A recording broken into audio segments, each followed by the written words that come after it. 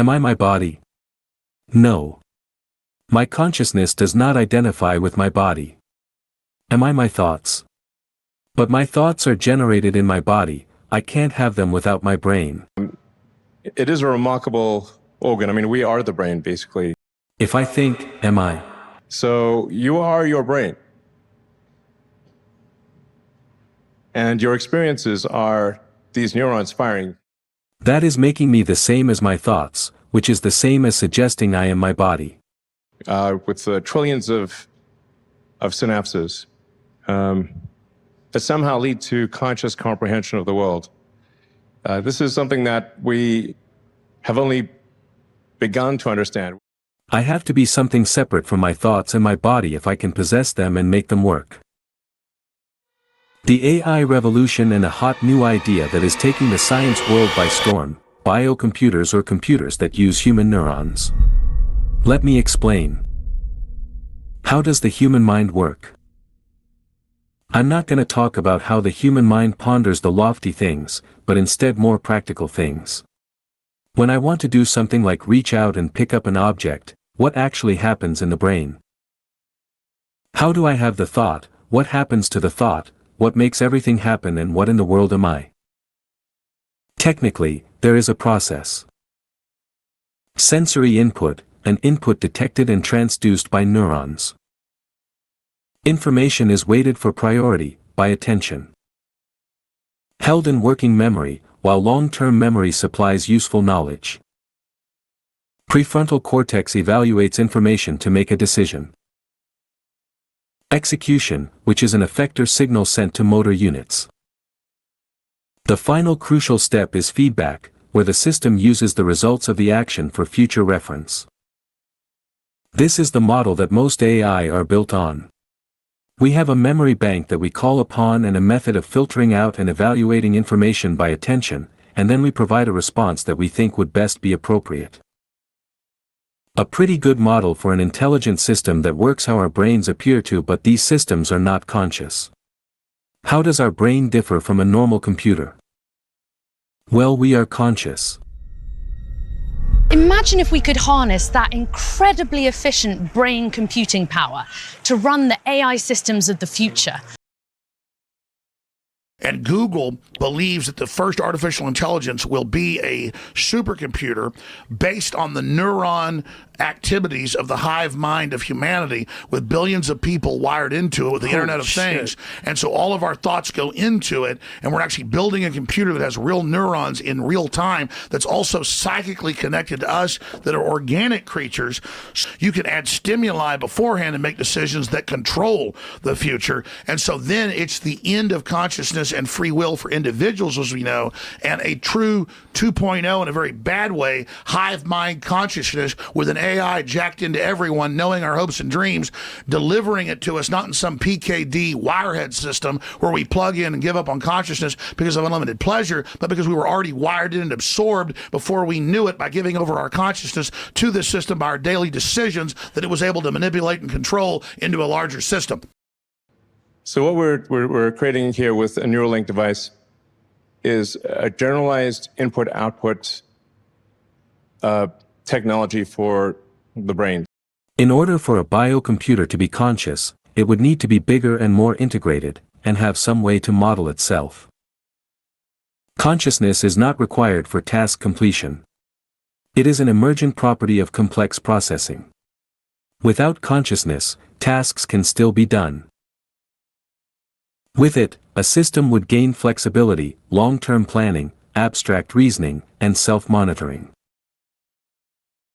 For machines, most current models operate without consciousness.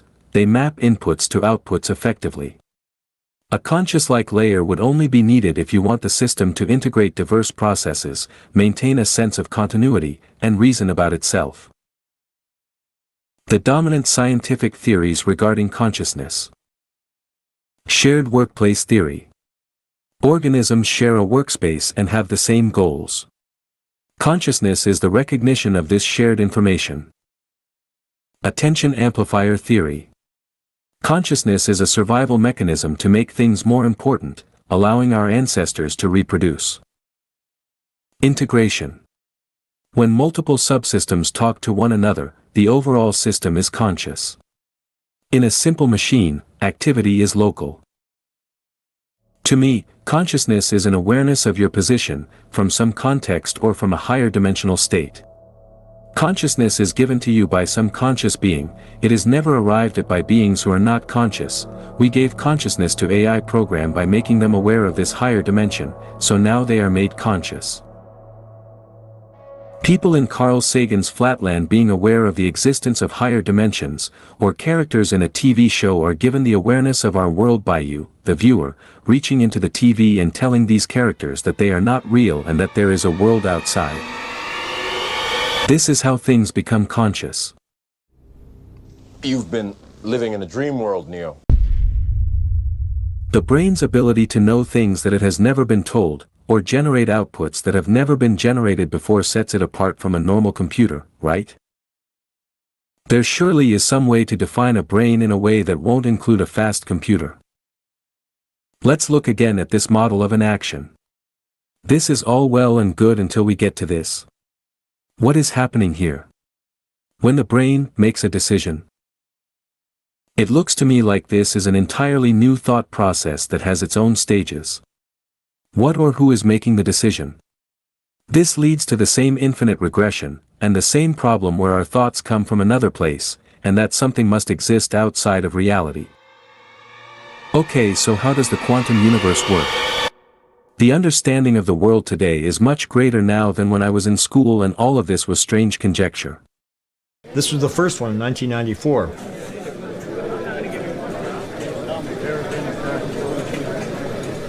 Schrödinger's cat thought experiment and the double slit experiment had been taught as a side note, and Newtonian physics was the consensus. But what about consciousness? What do I mean by that? Well, I'm not going to attempt to define it, because I think it would be a mistake to try and define it. If you go into the microtubules, into the quantum world, then you get non-locality. There is something outside the computational laws of physics. Only later did I discover the new updated quantum atomic model, where electron orbitals are visualized as a probability cloud, and measuring them forces them to exist as a particle. So we got to define consciousness, but we also have to define life. It seemed as though quantum mechanics had worked its way into the atomic model and was being taught as scientific fact. When will we give up entirely on the idea of the physical universe existing except in our mind? To the desert of the real.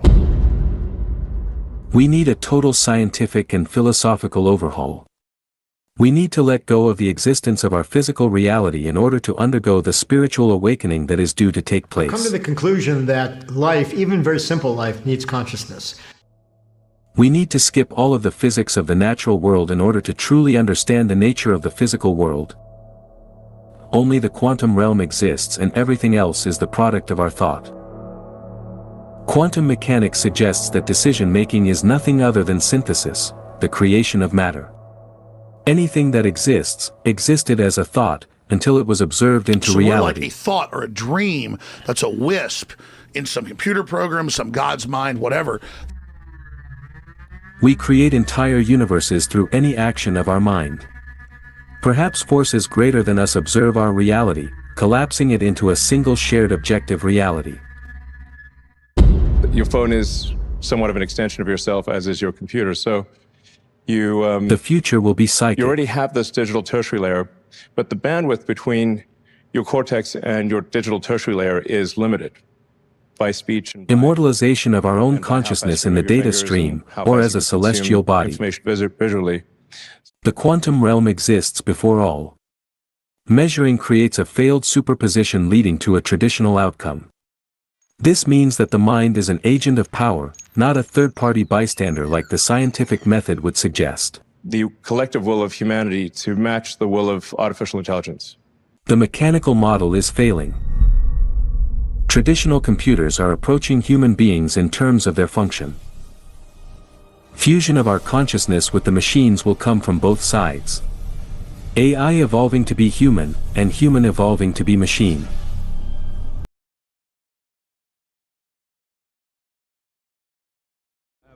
Bits and pieces of information, but what we know for certain is that at some point in the early 21st century, all of mankind was united in celebration.